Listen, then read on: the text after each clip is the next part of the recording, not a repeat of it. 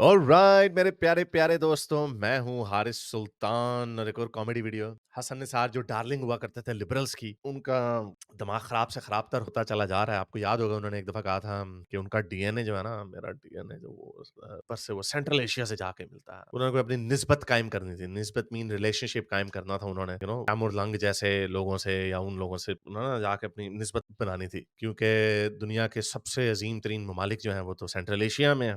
बड़ी-बड़ी अज़ीम चीज़ें उन्होंने की हुई हैं। लेकिन बंदा कहता है अगर आपको अपने आप के होने पे कुछ पछतावा है या शर्मिंदगी है, तो कोई ऐसा सैंपल लेते हैं जो सही हो, ज़बरदस्त हो ना, जिससे जैसे अमेरिका है या कोई यूरोपियंस है आजकल। अगर आई एम जस्ट सेइंग, क्योंकि हमने जैसी एगैलिटेरियन सोसाइटी क्रिएट कर दी है, अगर आप चाहे काले हो, पीले हो, ब्राउन हो, गोरे हो, जो मर्ज़ी हो, अगर आपके अंदर स्किल्स हैं, तो you can touch the sky. आपको कोई रोकने वाला नहीं है। बड़ी सक्सेस स्टोरीज़ हैं हमारी, बहुत सारे इंडियंस ने प्रूव किया, चाइनीज़ ने प्रूव किया कि वो कैसे सिलिकॉन वैली या बाहर के मुल्कों में जाके बड़ी-बड़ी कंपनियाँ बना लेते हैं और बिलियनियर्स बन जाते हैं।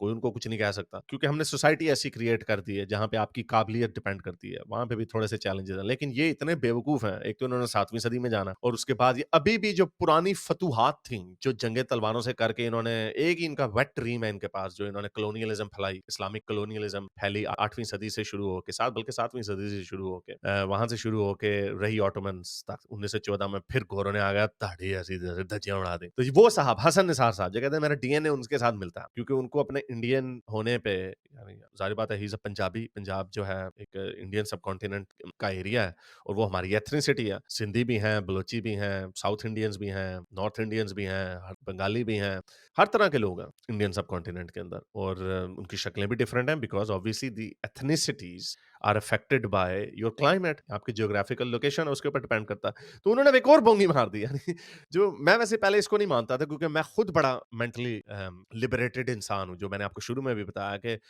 इससे कोई फ़र्क नहीं पड़ता आपकी स्किन का कलर क्या है, इससे कोई फ़र्क नहीं पड़ता। अगर आपके अंदर काबिलियत है, तो आप कहीं पे भी जा सकते हो। तो I have always believed like that और ये चीज़ मैंने ऑब्वियसली ऑस्ट्रेलिया में आके सीखी। मैंने देखा कि यहाँ पे तो कोई गोरा नहीं कहता, "ओए काले ओए इधर आ" कोई भी नहीं कहता। हम कहते हैं पाकिस्तान में, "ओ कालू इधर आओ, गुट्ठे इधर आओ, कोडू इधर आ" हम कहते हैं। तो यहाँ पर तो कोई किसी का ना डिसेबल्ड का मज़ाक उड़ा सकता है, ना किसी को काला-शाला कह सकता है। कोई 1% होंगे रेसिस्ट लोग कहीं पे। मेरा तो मैं 22 साल से इधर रह रहा हूँ, 21 साल से, मुझे तो कभी किसी ने कुछ नहीं कहा। क्योंकि मैं ऐसा प्रिटेंड भी नहीं करता कि ओ मैं तो ये हूँ तो वो हूँ। I don't care about that. This is why I don't say कि you should be proud of your heritage, या लोग कहते होते हैं ना I am proud to be Indian, I am proud to be Pakistani, Punjabi. Why do you have to be proud over something that you had no control over? हाँ, अगर आप PhD की है आपने, आपने कुछ ज़िंदगी में अचीव किया, आप पॉलिटिकल लीडर बन गए, आप कोई टाइकून बन गए। Yes, you should be proud of that, but even that you should navigate that very carefully कि उसको वो कहीं एरोगेंस में ना चला जाए। तो this is how my mind works. तो जब ये एक क्रिटिसिज्म किया जाता था कि जी इनमें आइडेंटिटी क्राइसिस है, I never used to buy into this, but now I think I genuinely buy into this argument. I think that argument is very fair, क्योंकि नेशन स्टेट्स जो हैं, आप देखें बहुत सारे, अब स्पेन को फ्रांस से क्या चीज सेपरेट करती है आपको पता है? वो उनकी माउंटेन लाइन है। पर्शिया को बाकी के मिडल ईस्ट से वो क्या सेपरेट करता है? जियोग्राफिकल बाउंड्रीज होती हैं।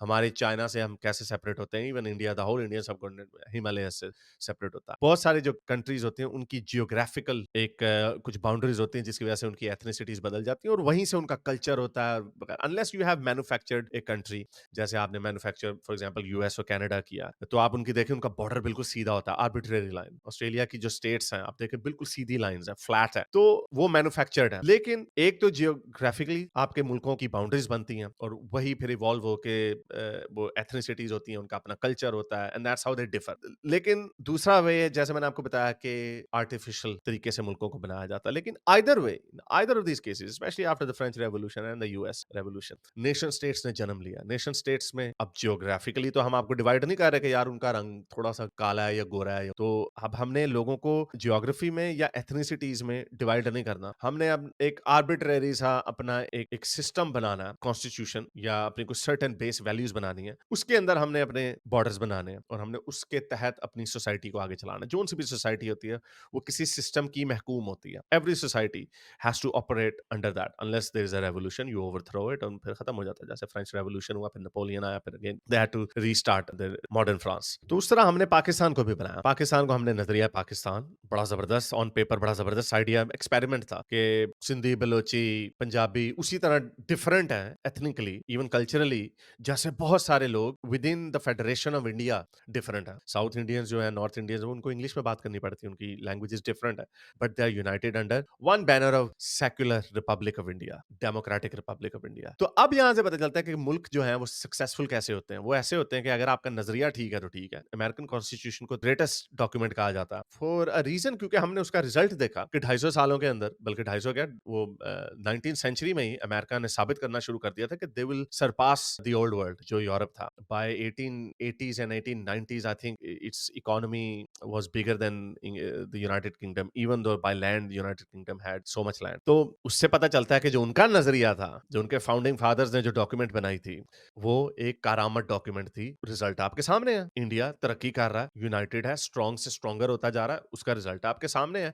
Even I would go as far as saying कि सीसीपी ने जो आइडिया दिया और फिर डेंग शाओपिंग के बाद जो उन्होंने अपनी मार्केट को ओपन किया, अभी वो भी एक वर्क इन प्रोग्रेस ही है, लेकिन वो भी एक लिहाज से सक्सेसफुल मॉडल है, क्योंकि उन्होंने कितने लोगों को गुर्बत की लकीर से बाहर निकाल दिया। तो ये सारे जो आइडियाज हैं, आपका जो नजरिया है, नजरिया पाकिस्तान या जो भी नजरिया है किसी मुल्क के पीछे, वो अच्छा नजरिया है, बुरा नजरिया, उसका रिजल्ट ये देखना क्या है उस मुल्क में से निकला गया, पाकिस्तान से क्या निकला, बद से बदतर। तो अब इसीलिए इनकी आइडेंटिटी डॉजी थी, इनका नजरिया डॉजी था, और जिस मजहब के नाम पे इन्होंने लोगों को इकट्ठा करना था, मजहब और उर्दू के जबान पे फेल हो गया। तो उसका नतीजा ये निकल रहा है कि अब हसन निसार सुनिए क्या बोल रहा है। मुझे तो पछतावा है मैं तुर्क क्यों नहीं।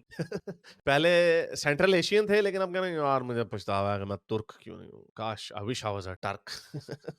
अभी तुर्की जाएंगे, उन्होंने छितर मार के निकाले हैं। आपको पता ना तुर्की ने क्या किया पाकिस्तान के साथ, वो ठीक किया। वो थोड़े लिबरल लोग हैं, मॉडर्न हो गए, वहां पे स्विमिंग पूलों में जाकर उनकी लड़कियों की वीडियोस बना रहे हैं, ऐसे ऐसे पीछे पीछे लड़की, थरकी पूंड है, पढ़े लोग वही हरकतें। तो इन साहब को जाहिर बात है, खैर ये तो थोड़े असर और रसूख वाले इंसान है, ये इस तरह की हरकतें नहीं करेंगे, लेकिन इंफीरियोरिटी कॉम्प्लेक्स चेक करें कि मैं जी, अब तो लोगों में आ गए ये बात, मैंने नहीं सुना किसी को, I am proud to be a Pakistani, what should you say that, proud to be. कभी आपने सुना प्राउड टू बी अफगानी? जो अफगानी हैं भी बहुत सारे, जो हम शोर देखते हैं, वो अफगान है जो पिछली अफगान तालिबान के आने से पहले के जो अफगानिस्तान थे, वो उसके ऊपर उनको बिलीव था कि शायद वो चल जाए। अगेन वो डेमोक्रेसी हमने इंस्टॉल की, वेस्ट ने इंस्टॉल की, वो नहीं चली, अगेन वो आइडिया फेल हो गया।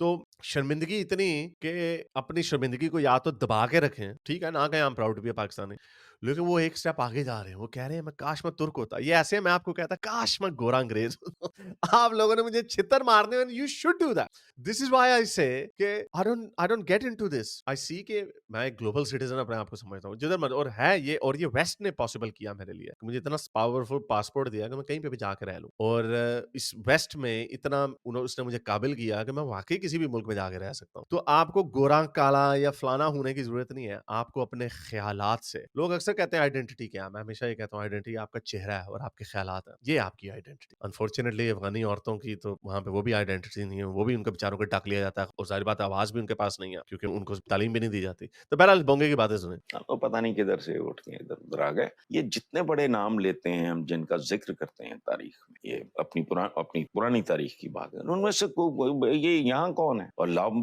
महाराजा रणजीत सिंह। जाने सुल्तान टीपू का भी ओरिजिन क्या था, यहाँ तो बहुत कम लोग हैं। ये मुगलों की बात करते हो, मुगल कौन है? महमूद गजनवी, वो गजनी का रहने वाला। शाहबुद्दीन गौरी, वो गजनी आज किधर है, गौरी आज किधर है? किधर है? उनके पास गौरी मिसाइल नहीं है, वो अपना मिसाइल नहीं बना सकते जिसका नाम गौरी रखें। पाकिस्तान जैसा भी था, और ऑब्वियसली ये लेगेसी थी, ये वेस्टीज थी ब्रिटिश कॉमन लॉ की, और जो जो प्लूरलिज्म था इंडियन सब कॉन्टिनेंट में। दिस इज द रीजन हम इतना आगे भी आगे जितना आए भी, यानी एक मुल्क कैसे भी खींचतान के 75 साल चला दिया।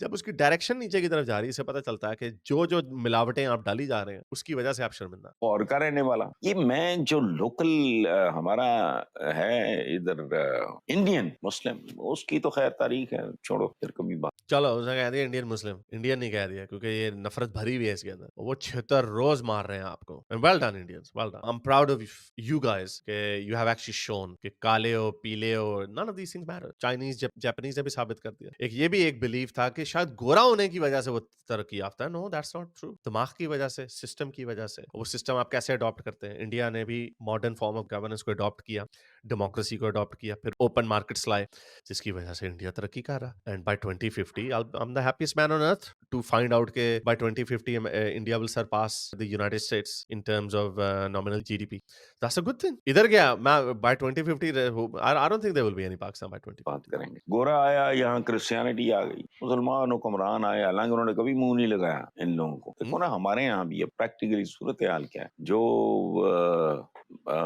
दीन कबूल करता है फिर उसको बड़ा टाइम लगता है एब्जॉर्ब होने में। I don't know the last point. बड़ा I think he was trying to say कि हम लोग चूंकि हिंदू थे पहले, इसलिए हम मुसलमान हो गए, तो हम सही तरीके के मुसलमान नहीं हुए। I think that's what he was saying. What can you say about these people? Anyway, I think इससे साबित होता है कि पाकिस्तान के जो intellectuals भी हैं, they are also ashamed to be a Pakistani.